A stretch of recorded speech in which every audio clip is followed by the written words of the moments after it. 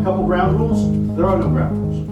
Whatever questions you have, I will be happy to answer any question that I can answer. If I don't have the answer, I'll tell you I don't have the answer and I don't know.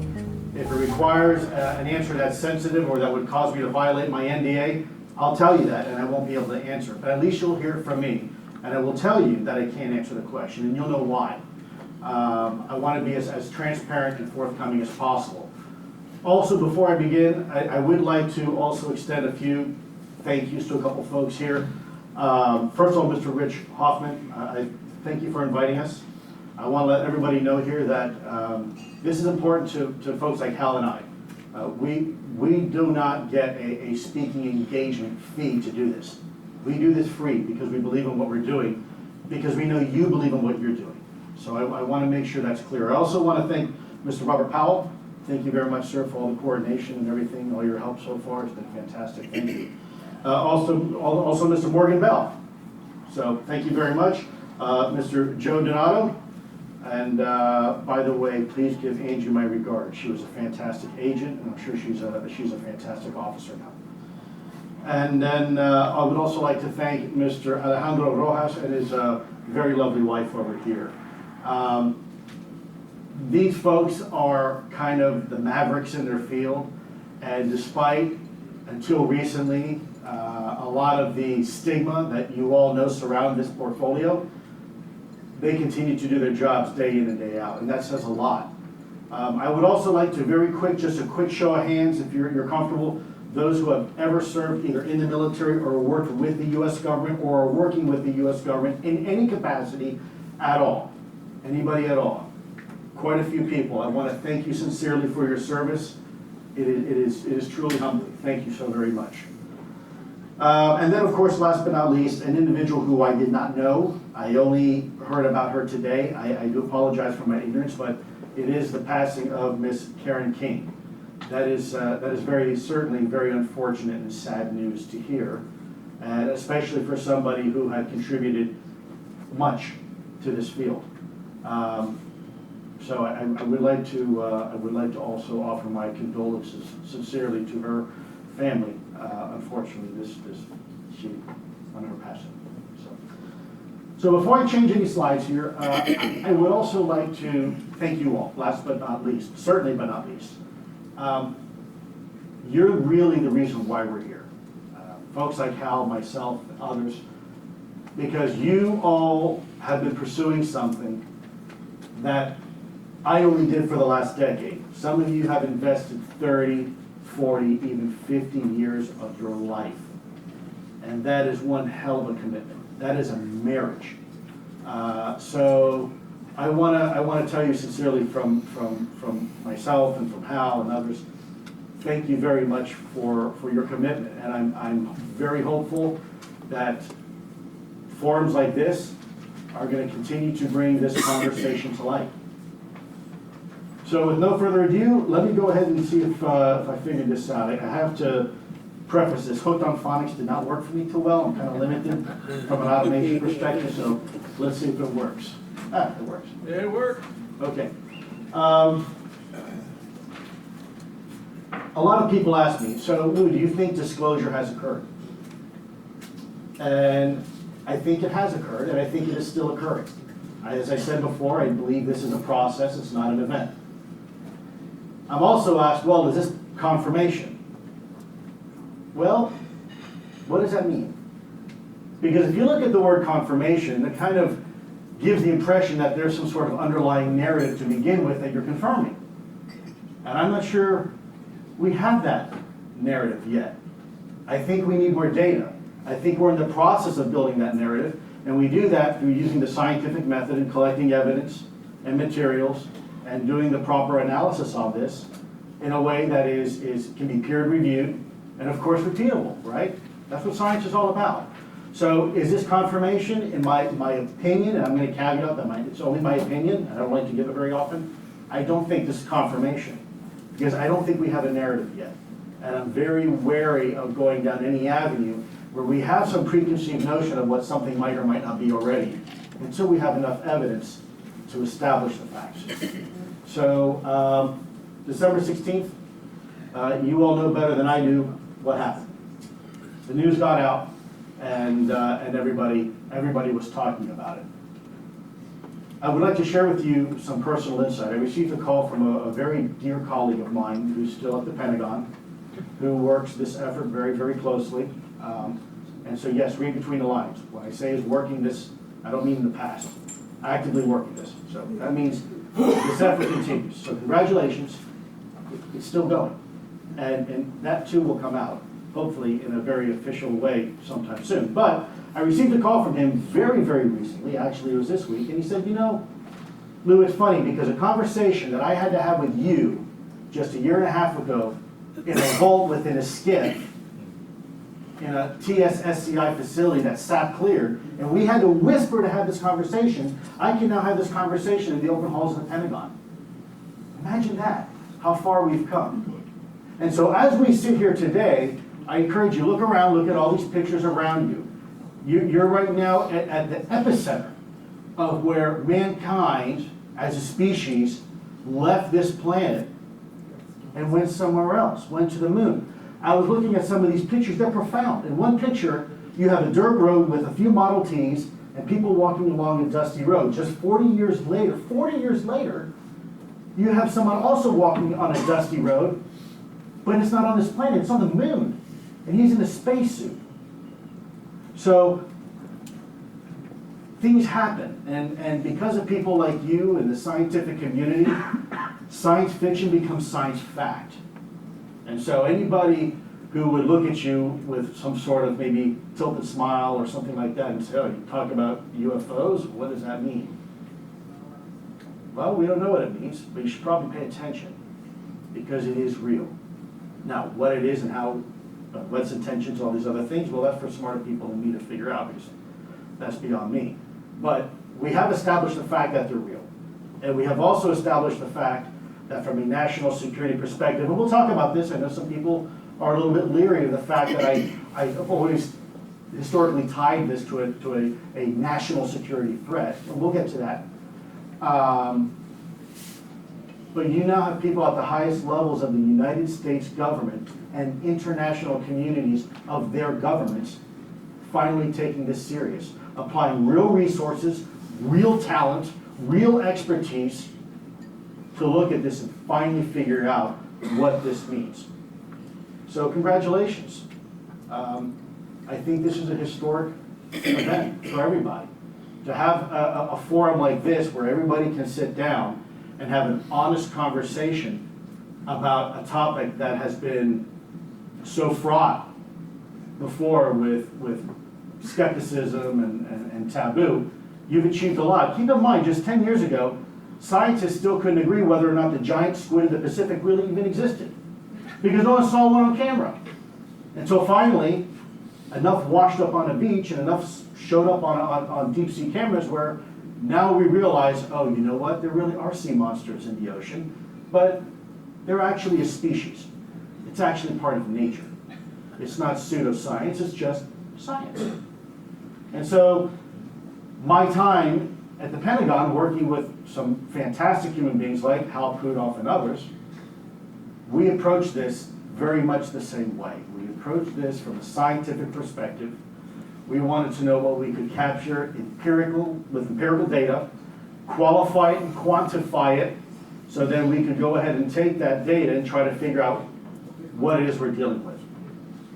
And so that's really it in a nutshell. This occurred, and my intention for leaving the Department of Defense, I would also like to clarify, it was not a matter of disloyalty. It was in fact loyalty why I left the Department of Defense in the first place. I am very, very loyal to the Department of Defense. If you look at my resignation memo, one of the very last things I told Secretary Mattis, you can always count on me to carry the water for DOD. I love my country. I love the Department of Defense. I believe in what we're trying to accomplish.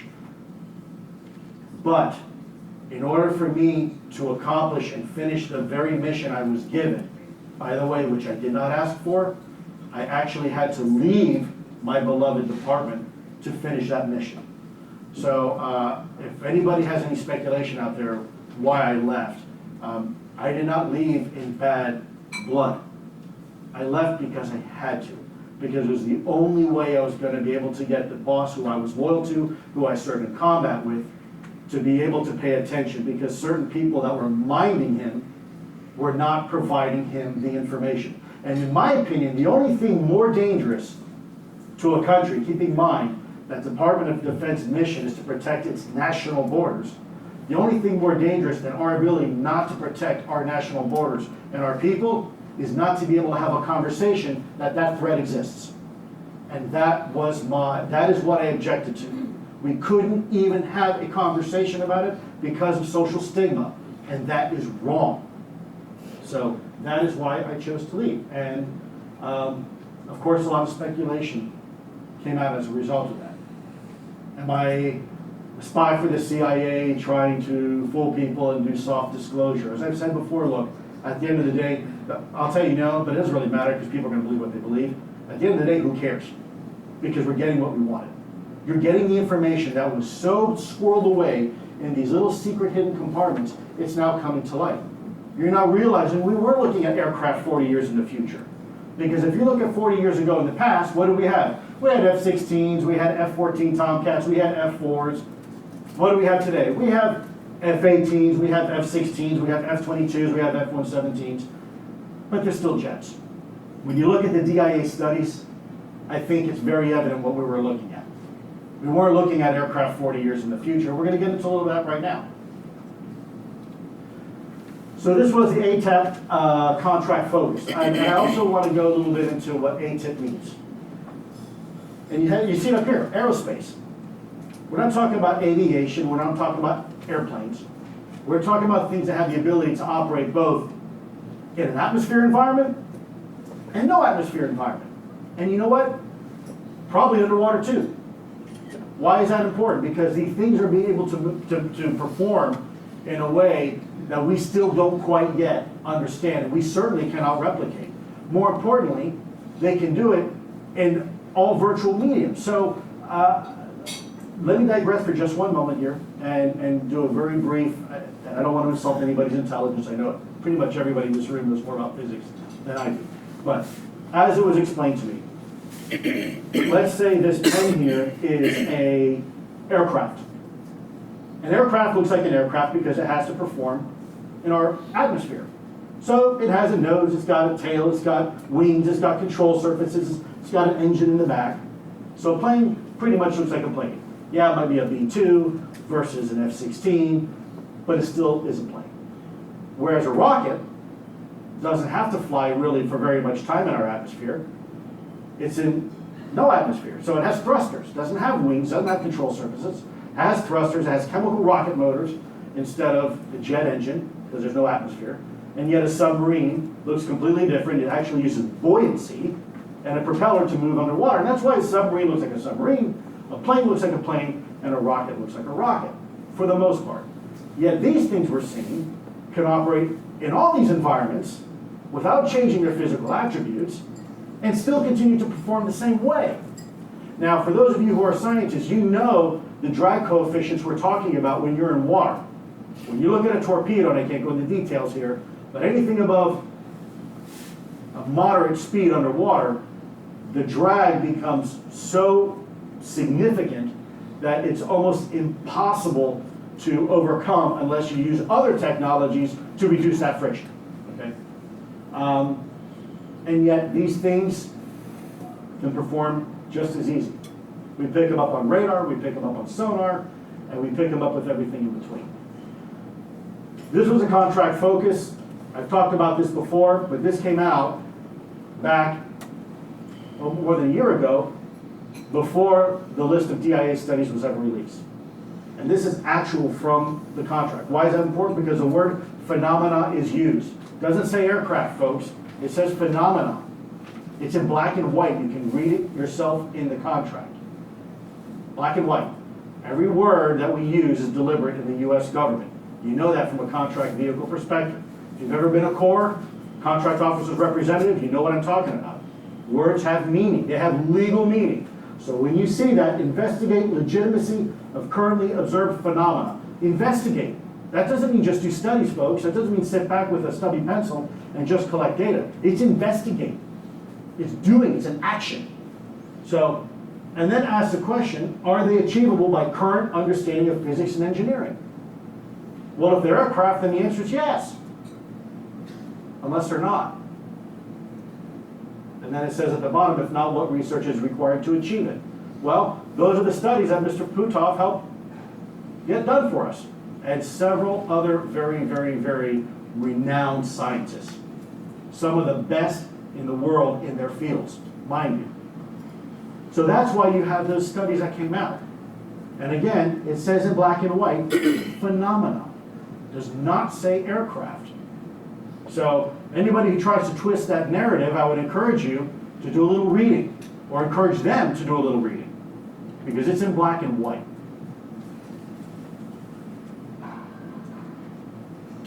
So this is a slide I put out before, but I can probably talk a little bit more now about it because all these studies came out. So let me briefly go over what the 5 observables were. Okay, you're talking about an object. Here's our little airplane again. The first observable is sudden and instantaneous acceleration. What we're talking about are the inertial forces that are exhibited by something when it changes direction from point A to point B and possibly back to A again or C or whatever. There are internal inertial forces that we can look at and we can actually measure to determine, is it something that we know of? So to put this in context, the human body can withstand for a very short period of time, about 9 Gs, wearing a G suit. Otherwise, very unpleasant things start to happen. Blackouts, redouts, etc. An F-16, albeit a little bit older aircraft. Anybody here from General Dynamics? Well, anyways, great aircraft. A little older, still one of the most highly maneuverable aircraft we've ever built, except a few experimental ones, but they were unmanned. So, and that aircraft can go anywhere between 16 to 18 Gs before the material science aspect of the aircraft begins to break down, meaning wings snap off. Okay? There are other things, missiles, that can experience much greater G-forces for a very short period of time. Again, a very short period of time. But what we're seeing is a consistent and a persistent ability to perform G-forces well in excess of 400 Gs. And that's on the conservative side, well beyond the healthy limitations of anything biologically certain to withstand. And by the way, this is not world according to Lou. This is actually documented, it's been recorded, it's real, you can see it yourself. And the Nimitz is just one of many, many examples that I'm fairly certain are going to come to light really soon. The next one is hypersonic velocity. So here's our little airplane again flying in the atmosphere. And everybody knows what supersonic speeds are. But when you're talking hypersonic velocity, you're talking about Mach 5 plus. That's really fast, folks. Now, do we have aircraft that can do it? Sure. Heck, the space shuttle did it when it was going achieving orbital velocity. But not the way we're seeing it, and certainly not without the associated signatures. When you see the shuttle launch, baby, you know it's a shuttle.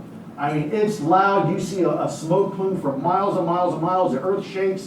When an aircraft is doing that kind of speed, or a missile, you have heat ablation and friction. You have atmospheric ionization. You have contrails at the back. You have acoustic signatures, such as sonic booms, that are very hard to get around and engineer around it. Okay? That's why you have something like the B-2. It's really stealthy, but it's not really fast. If you want to be really fast, you're probably not going to be really stealthy. So it's a trade-off. Yet these things are performing hypersonic velocity in some cases. I have to be careful what I say.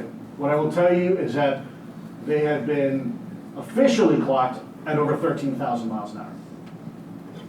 Unofficially, much, much faster. And by the way, these are through military capabilities, okay? Not grandma saw some lights in the backyard. The third observable is a little bit of an oxymoron. It's low observability, right? Well, how the hell is that an observable? Well, it is, believe it or not. The fact that you can't see it sometimes is something that you can record. Sometimes the absence of data itself is just as important as having data. If you see a hole in a picture, that means something's creating that hole. And very much the same way here. You'll have the reports of the pilots, eyewitnesses. By the way, highly trained observers, all with top secret security clearances, by the way, trusted to fly live munitions over US cities, go and fight and win wars on their behalf. These people are trained to know the silhouette between a MiG-25, a MiG-29, an F-16, and a European Tornado. They know it. They know the difference between a drone, a quadcopter, and a kite. And they're telling you what they're seeing is unlike anything they've ever seen before, but oh wait, there's more. Because what they're reporting and saying, you know, it's this weird kind of silvery object that's hard to see, is also being backed up by the electro-optical data. The cameras are seeing that same fuzzy weird object too, with this weird glowing aura, this halo around it. And oh, by the way, it happens to be the same thing that the radar is picking up too, simultaneously. And not just one radar, many radars at the same time from different positions. Okay? So they have spatial and temporal data coming in. Oh, I think we have a problem there. I told you guys I'm not very good at this. Oh, came back on again. Good. Okay. So you have spatial and temporal information all now coming together, telling you that you've got something there. We may not know what it is, it's kind of hard to see it, but maybe the fact that it's hard to see in itself is an observable. Maybe it's telling you something. There's some physics there, right? When you look at the desert, a hot desert, on a hot day, you see that mirage effect. It's kind of hard to see through. Are we looking at something similar? And of course, as you can see on the right, these are some of the reasons why it's important for us from a DoD perspective, a military perspective, a national security perspective, because if I can do instantaneous acceleration and hypersonic velocity and low observability, that gives me the ability to understand thrust vectoring capabilities, G-force neutralization, rapid deployment of a capability, first strike capability, right? So if I can go ahead and hit my enemy before they hit me, then that's probably better. And then, of course, stealth, low observability. The other two observables, multi-medium travel and positive lift, we'll talk very briefly about that too. I apologize on the right if it's hard to see those. I didn't get a chance when I was going between PC and Mac and back and forth on this. It dropped the color, but those are supposed to be yellow. Multi-medium travel, we talked briefly about that. An object that can perform just as easily in atmosphere, low Earth orbit, possibly beyond, and even underwater. Now, why would that be important for us? Well, strategic surprise, military flexibility, battle space dominance. I can fly, I can swim, and I can do everything in between. That's huge. But that, again, goes to a world of compromises. When we're talking from an engineering perspective, for example, when you look at a seaplane, right? That's a plane that can fly, but it can also kind of be like a boat. But a seaplane isn't real. It's an amalgamation of compromises.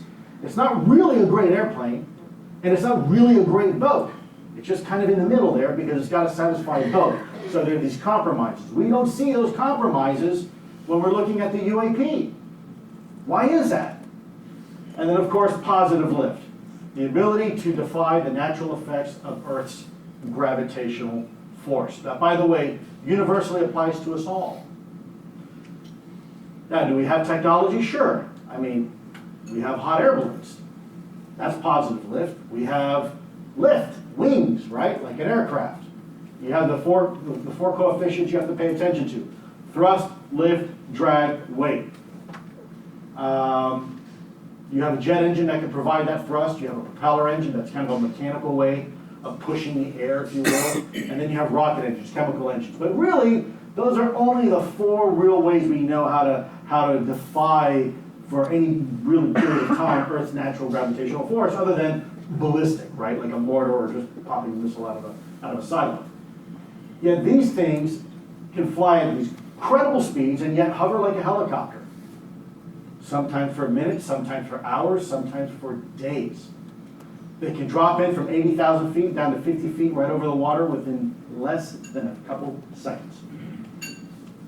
2 seconds. You tell me. And I was part of a lot of government programs. I have a good, healthy background in aerospace and protecting technologies, advanced technologies when I was a young special agent. We still don't have that capability. So you can see from a national security perspective, there are national security implications to this. Now, if you ask me as a human being, is it a national security threat? I think my answer to you would be, it could be if it wanted to be. It has the potential to be. I'm not saying they're a threat. What I'm saying is that they could be if they wanted to be. Or it could be if it wanted to be. So as a result, you pay your Department of Defense to protect this country from all enemies, foreign and domestic. That's what it says. So you want a Department of Defense to consider this a potential national security threat until it can prove it's not.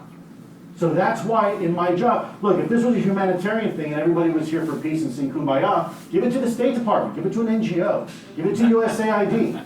That's not DOD's job. DOD's job is to go fight and win wars quickly. That is what you pay us to do. And so that is why there was a national security nexus. Because if it was anything other than national security, the DOD would not be involved.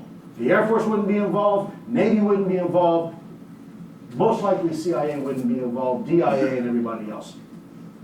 It is a national security issue. Is it a threat? I don't know. But it is an issue, in my opinion. Okay, next one. But you know what?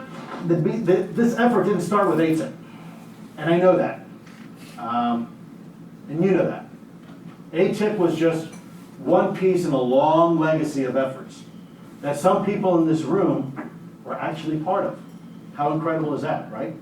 So here we are today, and we're going all the way back. Some folks in this room were actually part of Project Blue Book. Isn't that something else? And here we are. These are documents that were actually released by these organizations that talk about the same 5 observables. In fact, going back to the 1950s, early 50s, 1952 to be precise, officers described seeing a flying white butane tank about 40 feet. A flying lozenge. What does that sound like to you? Somebody Tic Tac to me. And these observables go all the way back to 1947. And they're written in some cases by 4-star officers. They're written to and from J. Edgar Hoover, as high as it gets.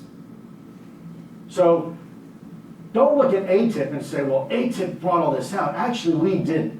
We just continued the legacy of a lot of hard work. It goes well before that.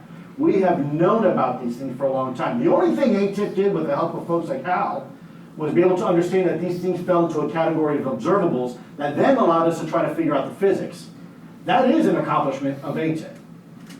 Unfortunately, I can't take credit for it. Credit goes to that guy. But that is something that this office was able to achieve. And I do think that's significant. Because once you understand the physics, you understand how it works. If you understand how it works, then maybe you can replicate it. So I encourage you at some time to take a look at some of these documents. Very, very interesting. Again, a lot of these are the recent FOIA. There's a lot of them. I don't expect everybody to digest all of it. But there's enough there where anybody can look at these, or even take these slides and blow up and see some of these examples. They're pretty incredible. I'm sure some of you will do this anyway. So everybody always takes these briefings, they go through a fine-tooth comb. So I try to put a couple Easter eggs in there once in a while. So people, I shouldn't have said that, but it's true. So there's a long history, but you know what? It's not only the U.S., folks. Foreign governments, they've got an interest too. And some of these countries have actually admitted it. For some reason, they're a little more forthcoming than we are. I don't know why. I can only imagine why. But these are some of the organizations that are actually within their governments that are actually chartered specifically to look at UAPs from a scientific perspective, mind you. So you're talking about money, resources, and budgets and personnel that could be diverted to things like war on terrorism, but they're not. They're diverted to the UAP phenomena because they think it's important enough that they understand what they're dealing with. And frankly, I don't blame them. But guess what? It's not just them. Here's some more countries. So I think when we have this conversation, we're beginning to realize that this is not a U.S. phenomenon. This is not even a phenomenon for this hemisphere. It is truly a global phenomenon. There's a gentleman I met here from Peru. And you know what? they had one hell of an effort.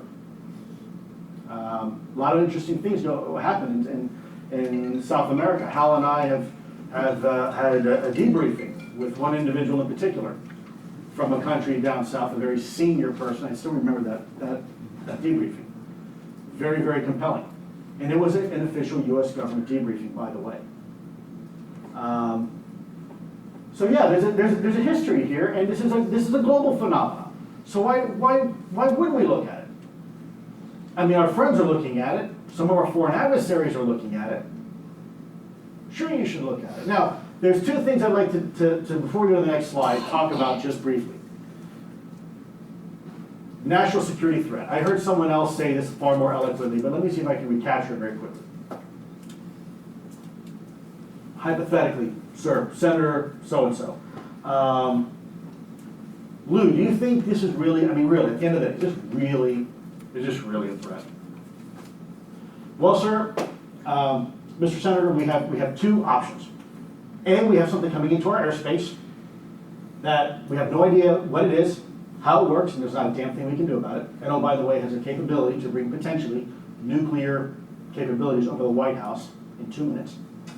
Or it's a mass delusion. Everybody is absolutely crazy.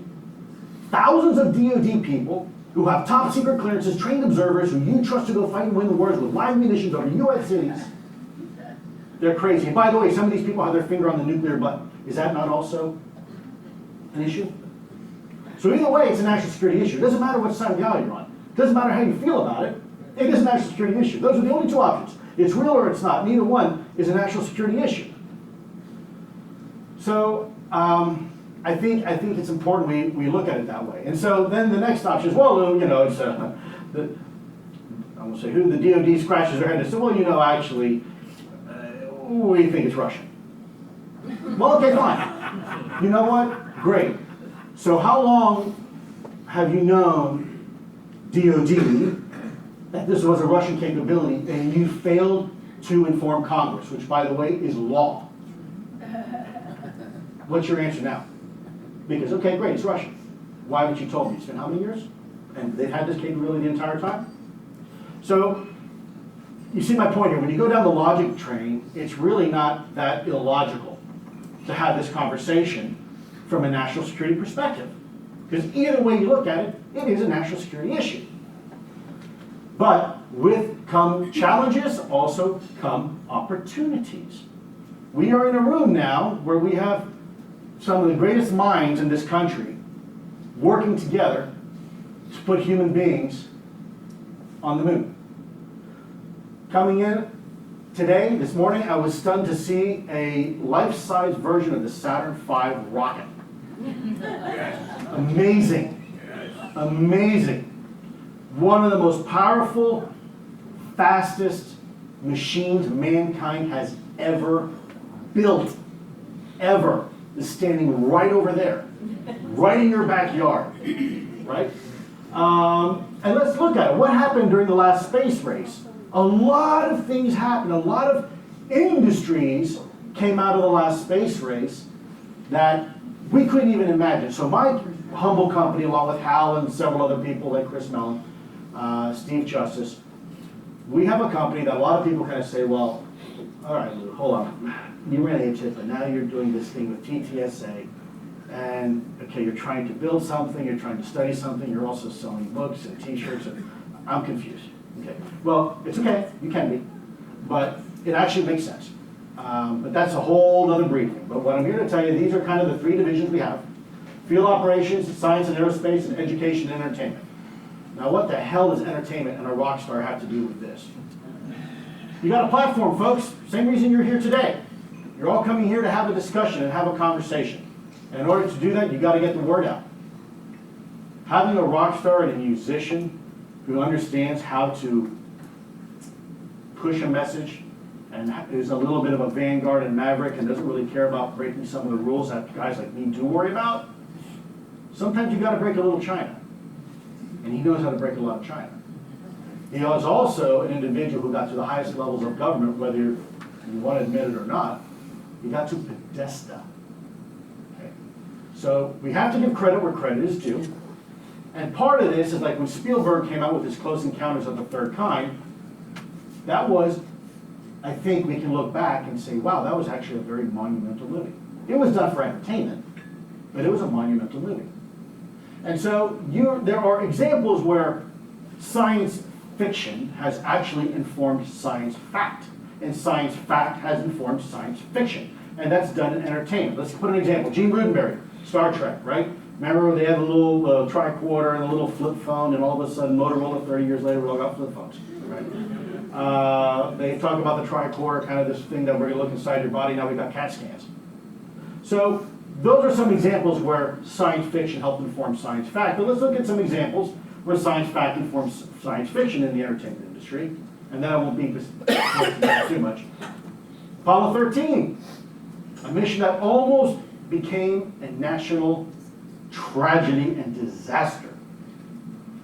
But it wasn't. It was a miracle.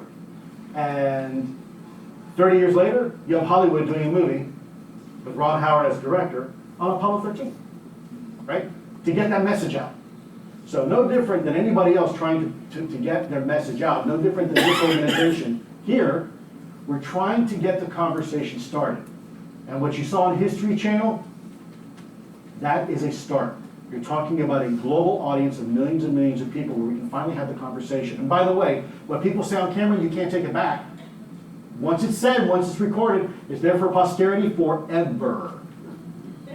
So this is a way that we can have that conversation. And we can get people to have the conversation. People with access, people with expertise, people in the government.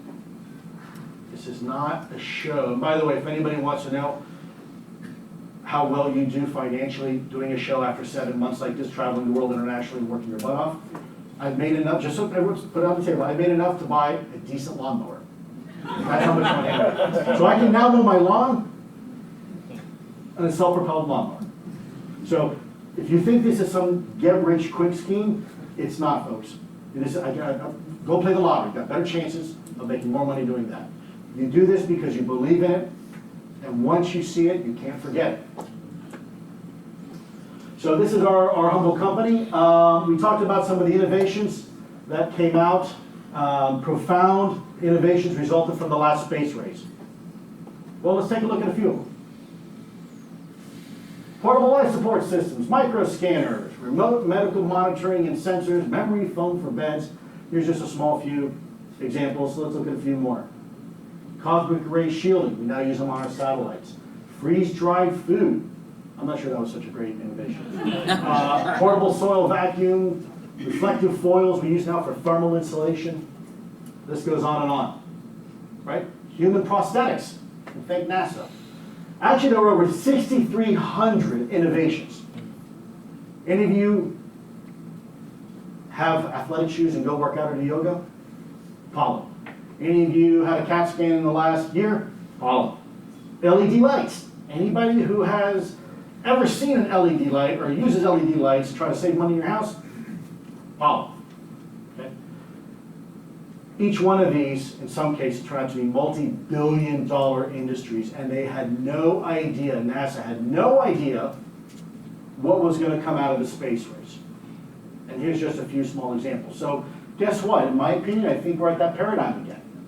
I think we are at this paradigm where now we are faced with a new reality.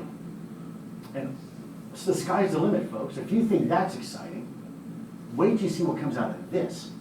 When you can manipulate space-time metric, can you imagine what type of things we can do for mankind and humanity? And that's just one. So our company is focused to a great deal on the science piece and the aerospace, on looking at this as a business case model that might work. All right, so here's a slide everybody wants to talk about and see. So there you go. No, I'm kidding. Here's a tease. Look, all those products that came out of the last space race required material science. Scientists, in some cases, like you that are sitting in this room, we need your help. You don't have the material, you don't have the analysis, you don't have the data, you got nothing. So this is why forums like yours are so important. You gotta have scientists at the end of the day to figure out just what the hell it is we're looking at. What makes this material so special? Now, in some cases, this material was told it's special through analysis. Guess what? Not so special. But some of it is absolutely special. I won't point out which ones on that slide, but there are some that are absolutely special and have been briefed to some very, very senior levels of this government. And they do remarkable and extraordinary things, and they're built in such a way that to this day we still can't replicate it. To this day. So that should be very telling. Material science is a critical piece to this. We can't just sit there and say, aha, I told you so. That's not what this is about. This effort is not about satisfying the natural curiosity of people who want to know right now. As I've said before, there's a difference in giving information right and giving it right now. I am not in the business of giving information right now. I'd rather give it to you right. So you have to do due diligence. You have to understand what it takes to do the analysis and to respect the scientific methods and to respect the people you're working with in government, whether it be the legislative branch or the executive branch. You have to give people time. You have been steeped, many of you, in this for decades. Some of these people are learning about this for the very first time. No kidding. They scratch their head and say, wait a minute, that's real? Yeah, it's real. Can you imagine that? So you got to give them time, and then they have to make decisions. Because you can imagine with something like this, there's all sorts of agencies and organizations that have an interest in this. I can't tell you which ones, unfortunately, but you can use your imagination. And it's not just propulsion. There's other organizations that can look at this, and say, let's say from an armor perspective, right? I put X amount of pounds of armor on a vehicle that slow me down and weigh me down. What if I didn't have to have armor at all?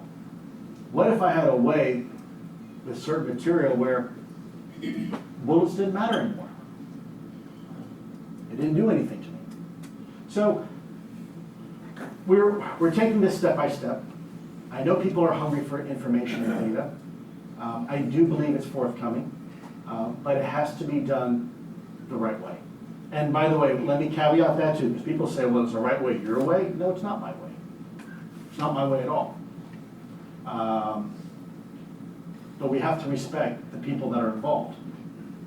We have to give them the flexibility and latitude to take this in and start making the right decisions. And you want to always make sure that your executive branch and your legislative branch are duly informed. You don't want one being informed and not the other. Politics aside, I don't care if you're Republican, Democrat, Independent, Tea Party, don't care. The bottom line is when you serve as a government servant like I did, it is our duty and responsibility to inform leadership and the executive branch. Doesn't matter who's in charge. And in turn, you also have to make sure that the legislative branch is also informed. And you don't want one being more informed than the other, because then they get mad. So it takes time. It takes time. But now let's recap very quickly the last year and 4 months. Okay? Just very quickly. Humor me for one moment. The New York Times came out and published a story that the program was real. DoD admitted it was real. They said they spent $22 million on it. 3 videos for the first time in U.S. government history were released by the U.S. government through the actual review process on objects that they still say to this day they have no idea what they are. By the way, they were already analyzed. So please don't show me some sort of video game that someone pulled off their PC and say, look, that's IR flare. Because it's not even a real picture. You're looking at a video game. Okay? Give me real data. We had the best of the best from the intelligence community looking at this that briefed me, and they said, Lou, we haven't a clue. This is some weird stuff. And by the way, you will see that we even had people from NTSB on camera analyze it. On camera. Same thing. Bingo. Not a clue. 50 years of doing investigations for the NTSB. I've never seen anything like that in my career. For the record, on camera. So, I think it's important as we build a compelling case that we can tell, keeping in mind that even the brief I'm giving you today, there are going to be people, maybe even in this audience, but there are going to be people, if this goes out, that are going to scrutinize every single word I say. And they're waiting for me to mess up. One wrong word that violates my NDA and I go to jail. You won't see Lou for a very long time. So I have to be careful. I will not violate my NDA, not because I'm afraid of jail, just because I'm a patriot. I want to tell you. I love my country. So I'm not going to violate it. But I am going to try to have a conversation in a way that gets everybody involved and that information comes to you the right way. Because it shouldn't be coming from Luis or Elizondo. It shouldn't be coming world according to Lou and this is everything. Just blah. It should be coming through the government channels, the right channels. Because ultimately that's why I really left the Department of Defense. I wanted to fix it. I didn't want to ruin it. These are good people. Most of those people that are my friends or foxhole buddies or combat with. They're good, they're loyal, they're patriots. Yeah, there's dysfunction in the government. I got it, we all know it, it's there. But there's also a lot of goodness. And so I wanted to compel those in leadership positions to fix the system. It's not any one individual's fault. Now, are there little cabals in there that made my life very difficult? Yeah, absolutely there were. And that's another conversation. But they did not represent the government writ large. And I think it's important that I make that distinction. And I want the government to work to our benefit. Now, I'm a private citizen. Before, I was a servant of the people. Now the government serves me. And I want to make sure it works. I want to make sure it's fixed. And so that's what we're doing. So that's really what my effort has been the last year and a half. And so if we've been a little bit radio silence, I apologize for that. It's not intentional, but there's a lot of things going on behind the scenes. Just because you don't see what's on top of the water, there's a whole lot going on underneath. So I ask for a little bit of patience and understanding, which you've all been very patient and understanding. I think good things are coming.